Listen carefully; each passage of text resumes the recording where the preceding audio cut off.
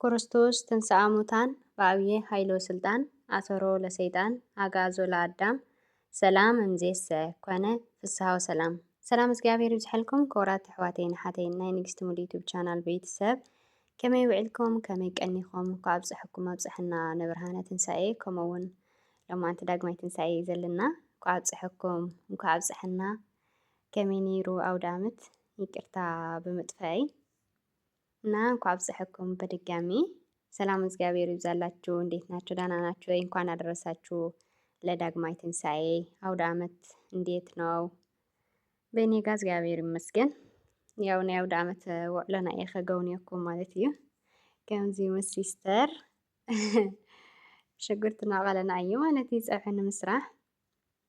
ኣብዚ ከዓነ ያው ሕምባሻ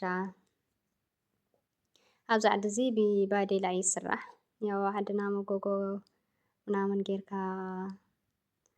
ይስራሕዋ ኣብዚ ግን ያው ብባዴላ እዩ ማለት እዩ። ኣነ ካብ ደስ ዝብለኒ ነገር እንታይ እዩ መሲልኩም ቆፅሊ መንጎ ጌርካ ዝስራሕ ሕምባሻ ማለት እዩ እና ጨንኡ ይኹን ዋላ ዝህቦ ሕብሪ ብጣዕሚ እዩ ደስ ዝብልና። ዝሮዚ ግን ያው ብዘለካ እዩ ይስራሕ። ኣብዚ ሽጉርትና እናሕበርና እዩ በቃ ከም ገዓት ባይ ዘ ዌይ ማለት እዩ ናይ ሓበሻ ምግቢ ንምስራሕ ብጣዕሚ ዘድክም ብጣዕሚ እውን ግዜ ዝወስድ። ኣነ ኣብ ዓድና ሃለኹ ጭራሽ ኣይርደአኒ ነይሩ ኣብዚ ምስ መፃኹ እዩ እምበር። ኣብዚ ከዓነ ያው ንሲስተር ደርሆ ምቕላጥ ነንሽተን እኳ ትኽእል እያ ምኻልሷ ግን ንዕይ እስኪ ስርሒ መንዕዊና ክትብል እየ ኢለዋልክዋ እዩ እምበር እግዚአብሔር ይመስገን ያው ማማይ ጎበዝ እያ ንዕና እያ ትብል እና ይኸው ከምዚ ጌራ እናቐለጠት እዩ። ናስኻትኩም ከመይ ኣሕሊፍኩምዎ ኣውደ ዓመት? ያው ብወገነይ በእውነት ብጣዕሚ ደስ ዝብል ኣውደ ዓመት ነይሩ። ቢስ ጌርና ዩቱብ ዘይመፃና እኳ ኣብፅሕኩም ዘይበልናኩም እምበር ብጣዕሚ ደስ ዝብል ነይሩ ማለት እዩ። እና ናይዚ ዓዲ እዚ ደርሆስ ብጣዕሚ እየን ሓደ ሓደ ደርሆናስ ልስሉሳት ማለት እዩ ክትብለንስ ጭራሽ እየን ዘይምችዋ። ይኸው እዚ ከዓ ሽጉርቲ ከይሓረና እዚ ከዓ መፂና እናሓበርና እዩ። በቃ ሓያል ጉዳይ ከም ዘለና ፀፋዕፋዕ እናበልና ኢና ውዒልና ሓዲርና ዋይ ቀትሪ ጥራይ ዳ ከመሲልኩም ይኸው ኣብዚ ከዓነ ተቐቢለ እያ ማለት እዩ። እዚ እንታይ ዝበሃል መልሓጭ ድዩ ዝበሃል? እዎ መልሓጭ ከልሕፅ ማለት እዩ። ኣብዚ ከዓነስ ቀዲምና ፈሊናዮ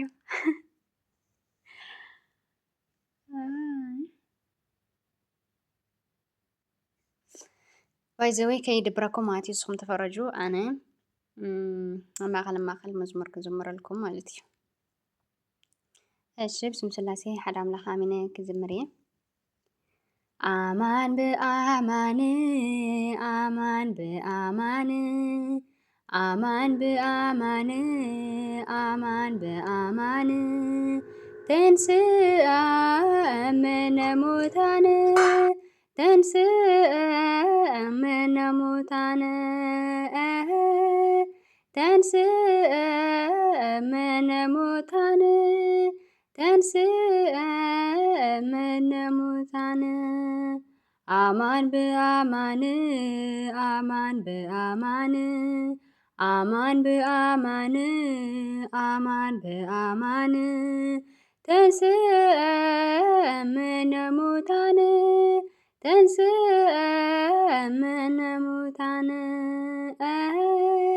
ተንሥአ እምነ ሙታን ተንሥአ እምነ ሙታን ኣማን ብኣማን ኣማን ብኣማን ኣማን ብኣማን ኣማን ብኣማን ተንሥአ እምነ ሙታን ተንሥአ እምነ ሙታን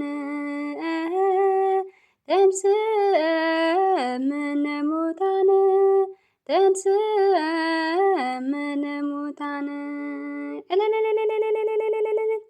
ኣማን ብኣማን ኣማን ብኣማን ኣማን ብኣማን ኣማን ብኣማን ተንሥአ እምነ ሙታን ተንሥአ እምነ ኣሚን። ናይ እግዚኣብሔር ኣምላኽና በረከት ናይ ኣምላኽ ጸሎት ናይ ቅዱሳን ኣማላድነት በረከት ምስ ኩላትና ህዝበ ክርስቲያን ይኾን ማለት እዩ እና ከምዚ ጌርና ቐላሊጥና ሓጻጺብና ደርሆ ኣእቲና ኣለና ማለት እዩ። ኦኬ ካልእ መዝሙር ከዓ ዝዘምረልኩም እዚ ከዓ እንቋቑሖ ኣዳሊና ማለት እዩ።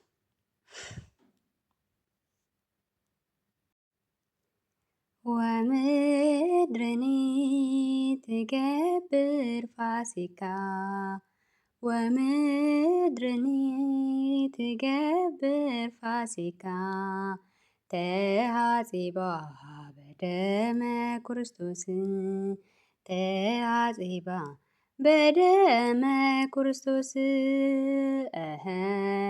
ተሃጺባ በደመ ክርስቶስ ተሃጺባ በደመ ክርስቶስ ወምድርኒ ትገብር ፋሲካ ወምድርኒ ትገብር ፋሲካ ተሃጺባ በደመ ክርስቶስ ተሃጺባ በደመ ክርስቶስ ተሃጺባ በደመ ክርስቶስ ተሃጺባ በደመ ክርስቶስ ወምድርኒ ትገብር ፋሲካ ወምድርኒ ትገብር ፋሲካ ተሃጺባ በደመ ክርስቶስ ተሃጺባ በደመ ክርስቶስ እግዚአብሔር ይመስገን። ያው እዚ ከዓነ ሓንቲ ሓፍትና ጓራ እያ ማለት እዩ መጽያትና ከምዚ ኢልና ከመዲታትና ሽፈን ተኸዲና ከምዚ ኢልና ተቆናኒና ማዓሪግና ኬክና ቆሪስና ከምዚ ሕምባሻና ደሞ ነቆረስና እዩ። ያው እዚ ከዓነ ምግቢ እናቀረብን ምግቢ እናቀረብና ኢና ብጣዕሚ ደስ ዝብል ኣውደ ዓመት ነይሩ። እግዚአብሔር ይመስገን ናይ ብሓቂ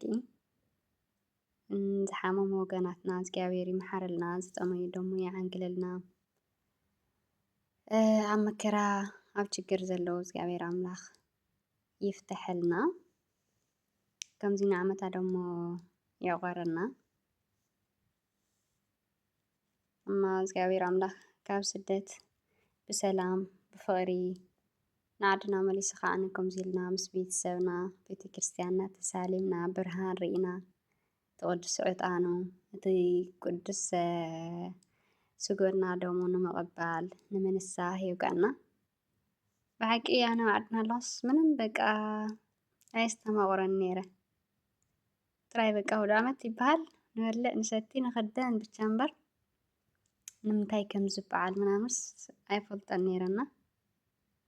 ያው ንስለና ክብል ጌታና መድሓኒና ኢየሱስ ክርስቶስ ካብ ሰማየ ሰማያት ወሪዱ ካብ እመቤታችን ቅድስት ድንግል ማርያም ተወሊዱ ንስለና ደሞ ተሰቒሉ ኣብ ሳልሳይ መዓልቱ መቃብር ክፈትለይ መግነዝ ፍትሕለይ ከይበለ ካብ መቃብር ዝተስአሉ ዕለት እዩና ሓጎስን ፍስሓን ደስታን ዝኾነሉ ዕለት እዩ ማለት እዩ። ያው ዳግማይ ትንሣኤ ነኽብሮ ከዓ ካልኣይ ሞይቱ ተወሲኡ ማለት ዘይኮነስ